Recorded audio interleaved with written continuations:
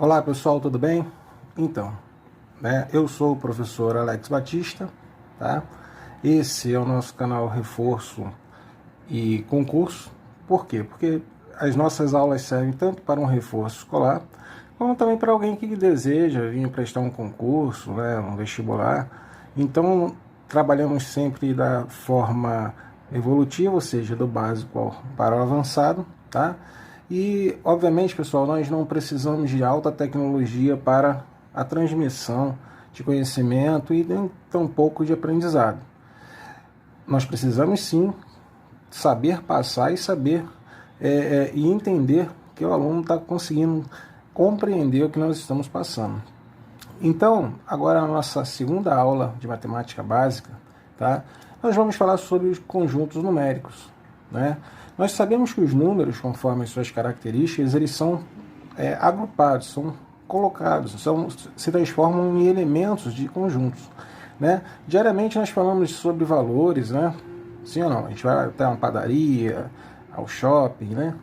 Às vezes a gente fala também, pessoal, sobre a idade de um primo, de um sobrinho, de um coleguinha, né? Nós falamos também sobre valores negativos. Às vezes uma pessoa gasta mais do que devia, fica devendo, fica com saldo negativo, tipo 100 reais negativos, né? 100 reais, menos 100 reais no banco. Às vezes a gente olha esse símbolo aqui, que é uma letra, né? Uma letra grega chamada π, e isso aparece muito no cálculo de áreas, né? E ela, às vezes o exercício pede para aproximar para 3,14. Então, pessoal, tudo isso é um raciocínio de que nós, no nosso dia a dia, nós estamos trabalhando sempre com números. E que esses números, tá, conforme as suas características, eles vão se juntar no que nós chamamos nos conjuntos numéricos, que é justamente o que nós vamos abordar agora, ok? Então, o primeiro conjunto que nós, sempre na escola, normalmente, nós vamos ter o primeiro contato quando nós falamos em conjuntos numéricos, é o conjunto dos números naturais, né?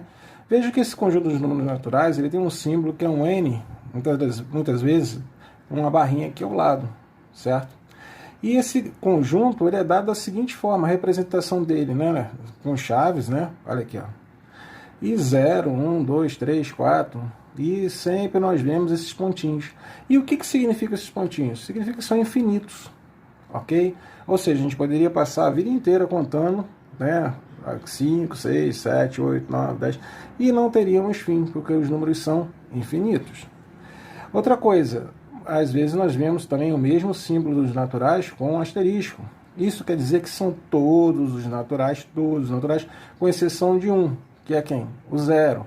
Então, se fosse para representar esse conjunto dos números naturais com asteriscos, eu iria tirar o quê? O zero e começaria do 1.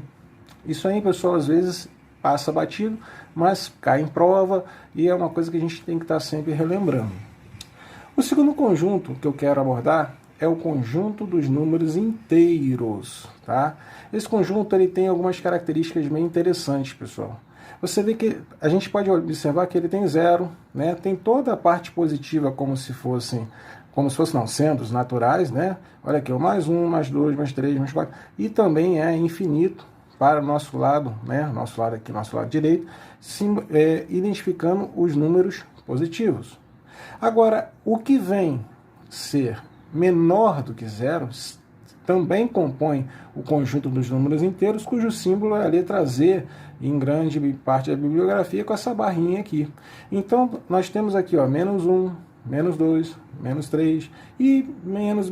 Até, em algumas bibliografias, eles indicam esse símbolo aqui, que é o símbolo do menos infinito, e para cá o símbolo do mais infinito, que seria uma espécie de 8 deitado.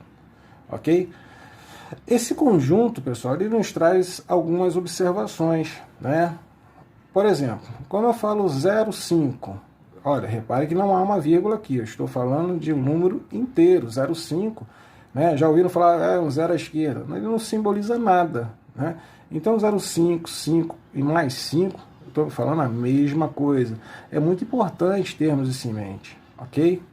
Outra coisa que é interessante quando falamos dos conjuntos dos números inteiros, tá? Aproveitando esse gancho, é falar aqui também dos números chamados simétricos, que nada mais são, considerando o zero como o eixo central, né, nós temos os números que se afastam dele, né, de zero, né, de forma equivalente. Né? Então, por exemplo, aqui eu tenho mais 1. E qual seria o simétrico do mais 1? Ou seja, qual que seria mesmo o distanciamento do zero? O menos 1. E do mais 3? O menos 3. E do mais 100? Menos 100. E do menos 1000? O mais 1000. Assim vai. Então, eles são sempre o quê? Eles têm um valor, que nós vamos ver aqui, um valor absoluto, né, valendo a mesma coisa, porém os sinais são opostos. Né? E isso não vai nos dar a simetria, são simétricos em relação ao zero. Uma outra coisa interessante também, que precisamos falar, é sobre módulo. Módulo gera o valor absoluto do número. O módulo ele é representado pelas essas duas barras aqui, ó, números barrados. Então, se eu tenho menos 35, né, módulo de menos 35, eu tenho o quê? Eu tenho o valor absoluto 35. Se eu tenho um módulo de mais 45, eu tenho o valor absoluto 45. Tá? Então, são valores absolutos, ok? Outra coisa bem interessante e que a gente vai explorar bastante nas expressões, na solução de expressões numéricas, é que sinal negativo anterior, né, a outro sinal negativo ou sinal positivo, ele inverte esse sinal. Vejamos aqui, ó, eu tenho menos 3, passo a ter mais 3. Eu tenho menos mais 5, passo a ter o quê? Menos 5. Isso aqui é muito importante termos em mente, porque isso aqui vai nos acompanhar durante todo o nosso estudo de matemática.